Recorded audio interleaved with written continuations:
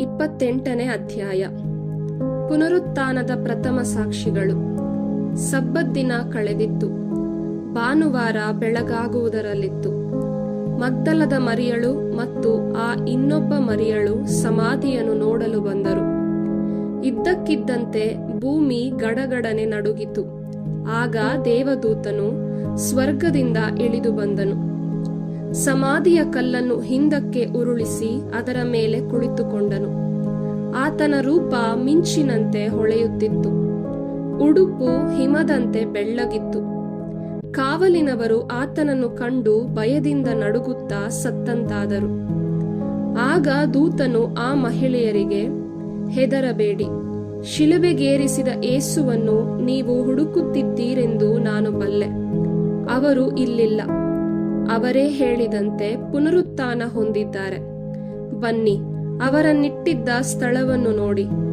ಈಗ ಬೇಗನೆ ಹೋಗಿ ಅವರ ಶಿಷ್ಯರಿಗೆ, ಸತ್ತಿದ್ದವರು ಪುನರುತ್ಥಾನ ಹೊಂದಿದ್ದಾರೆ, ಅವರು ನಿಮಗಿಂತ ಮುಂಚಿತವಾಗಿ ಗಲಿಲೇಯಕ್ಕೆ ಹೋಗುವರು, ಅಲ್ಲೇ ಅವರನ್ನು ಕಾಣುವಿರಿ ಎಂದು ತಿಳಿಸಿರಿ. ನಾನು ನಿಮಗೆ ತಿಳಿಸಬೇಕಾದ ಸಮಾಚಾರ ಇದೆ, ಮರೆಯದಿರಿ ಎಂದನು. ಮಹಿಳೆಯರಿಗೆ ಮೊದಲ ದರ್ಶನ. ಅದರಂತೆಯೇ ಆ ಮಹಿಳೆಯರು ಭಯಮಿಶ್ರಿತ ಆನಂದದಿಂದ ಸಮಾಧಿಯನ್ನು ಬಿಟ್ಟು ಕೂಡಲೇ ಹೊರಟರು. ಶಿಷ್ಯರಿಗೆ ಈ ಸಮಾಚಾರವನ್ನು ಮುಟ್ಟಿಸಲು ಧಾವಿಸಿದರು. ತಟ್ಟನೆ ಯೇಸುವೇ ಅವರನ್ನು ಎದುರುಗೊಂಡು, ನಿಮಗೆ ಶುಭವಾಗಲಿ ಎಂದರು.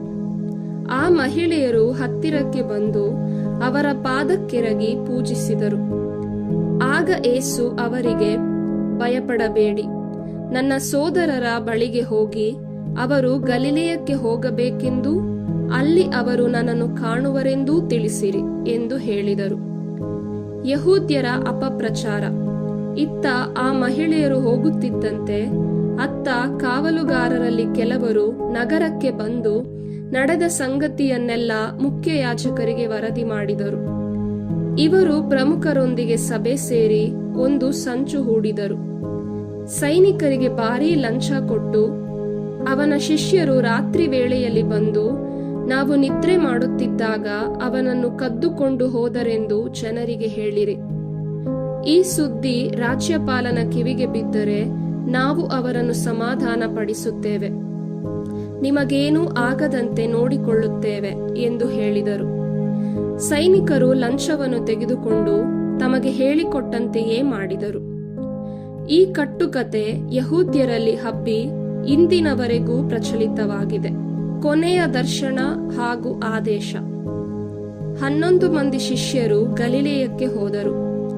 ಯೇಸು ಸೂಚಿಸಿದ್ದ ಬೆಟ್ಟಕ್ಕೆ ಬಂದರು. ಅಲ್ಲಿ ಯೇಸುಸ್ವಾಮಿಯನ್ನು ಕಂಡು ಅವರನ್ನು ಪೂಜಿಸಿದರು.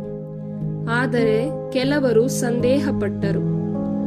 ಆಗ ಯೇಸು ಹತ್ತಿರಕ್ಕೆ ಬಂದು ಮಾತಾಡಿದರು. ಭೂಮಿಯಲ್ಲೂ ಸ್ವರ್ಗದಲ್ಲೂ ಸರ್ವಾಧಿಕಾರವನ್ನು ನನಗೆ ಕೊಡಲಾಗಿದೆ. ಆದ್ದರಿಂದ ನೀವು ಹೋಗಿ ಸಕಲ ದೇಶಗಳ ಜನರನ್ನು ನನ್ನ ಶಿಷ್ಯರನ್ನಾಗಿ ಮಾಡಿರಿ. ಪಿತಾ, ಸುತ ಮತ್ತು ಪವಿತ್ರಾತ್ಮರ ನಾಮದಲ್ಲಿ ಅವರಿಗೆ ದೀಕ್ಷಾ ಸ್ನಾನ ಮಾಡಿಸಿರಿ. ನಾನು ನಿಮಗೆ ಆಜ್ಞಾಪಿಸಿದ ಸಕಲವನ್ನು ಅನುಸರಿಸುವಂತೆ ಅವರಿಗೆ ಬೋಧಿಸಿರಿ. ಇಗೋ, ಲೋಕಾಂತ್ಯದವರೆಗೂ ಸದಾ ನಾನು ನಿಮ್ಮೊಡನೆ ಇರುತ್ತೇನೆ ಎಂದರು.